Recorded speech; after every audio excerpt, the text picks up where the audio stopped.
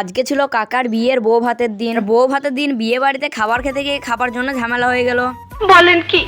তো কি কারণে ঝামেলা হলো সেটাই তোমাদেরকে এই ভিডিওটার মধ্যে বলবো। আজকে ছিল কাকার বিয়ের বউ ভাতের দিন, তো সেই জন্য আমি এখন সাইকেল নিয়ে সকাল সকাল চললাম বিয়ে বাড়িতে এসে দেখি যে লুচির সঙ্গে যে ঘুগনির তরকারিটা খাওয়ানো হবে সেই ঘুগনির তরকারিটা এখন রান্না করছে। দুপুরবেলায় যেহেতু বিরিয়ানি হবে সেই জন্য এখন মুরগির মাংসটাকে রেডি করা হচ্ছে।